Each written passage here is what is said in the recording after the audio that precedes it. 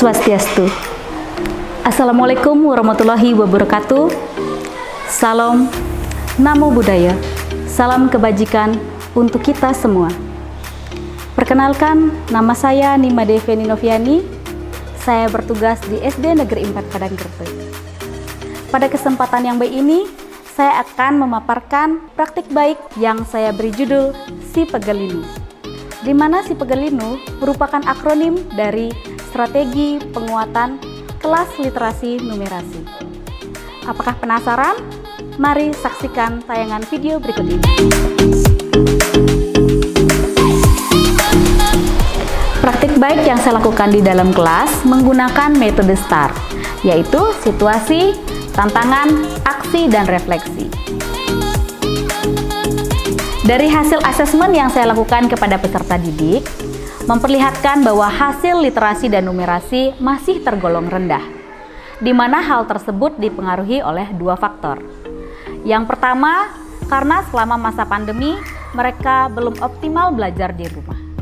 Yang kedua, kurang optimalnya pendampingan orang tua terhadap proses pembelajaran anak di rumah.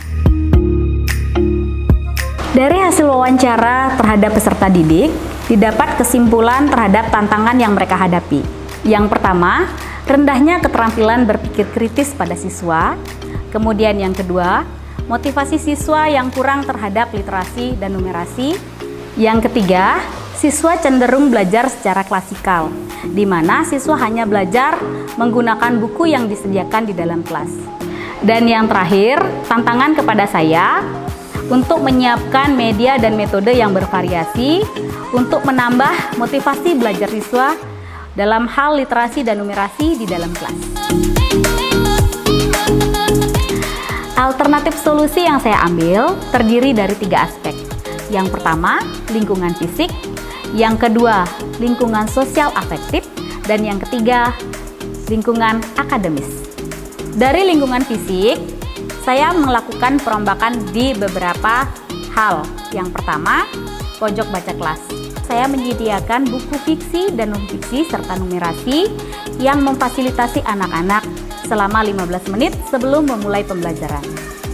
Berikutnya, saya menyediakan mading di dalam kelas sebagai wadah peserta didik untuk menuangkan kreativitas dan meningkatkan motivasi. Saya juga menyediakan papan pajangan dan rak pajangan sebagai wadah mereka untuk meletakkan hasil karya yang mereka kerjakan di dalam kelas. Di dalam kelas, saya juga menyediakan tabel perkalian dan pembagian, di mana anak-anak dapat membaca dan melihat tabel perkalian serta mengasah daya ingat mereka.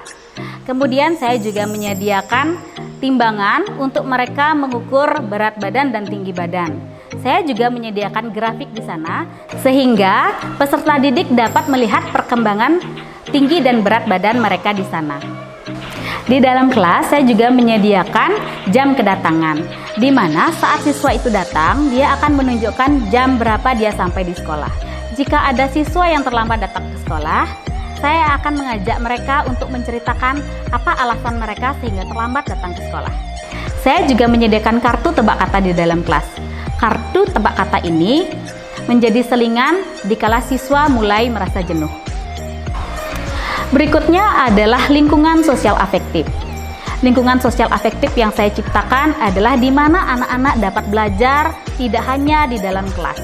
Mereka akan mulai belajar di luar kelas dengan melakukan permainan maupun membaca. Yang terakhir adalah lingkungan akademis. Di mana lingkungan akademis, saya mengajak anak-anak untuk literasi dan numerasi membaca 15 menit sebelum memulai pembelajaran. Selain itu, anak-anak juga dapat melakukan tebak kata maupun bermain tebak gambar. Mereka akan mulai berdiskusi bersama kelompoknya. Hal lain yang dapat saya lakukan adalah mengajak anak-anak untuk berani bercerita di depan kelas. Setelah melakukan proses pembelajaran beberapa waktu, maka saya merefleksi dan menemukan beberapa hal.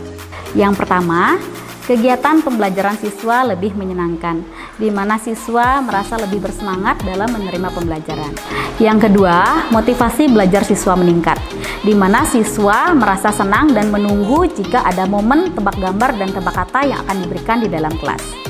Yang ketiga, peningkatan literasi dan numerasi. Dapat dilihat bahwa siswa tersebut sudah mampu untuk menceritakan kembali cerita yang sudah dibaca tadi.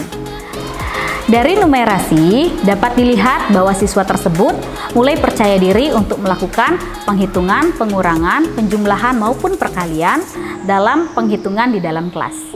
Yang keempat, pemecahan masalah menjadi lebih baik, di mana terlihat dari siswa tersebut sudah mampu untuk menyelesaikan soal penjumlahan yang ada pada tebak gambar. Yang kelima, kemampuan berpikir kritis, di mana siswa sudah mampu untuk mencari permasalahannya, kemudian menentukan solusi dari permasalahan yang ia temukan. Demikian pemaparan praktik baik yang dapat saya paparkan. Semoga dapat bermanfaat untuk kita semua. Akhir kata, saya ucapkan Om Santi Santi Santi Om.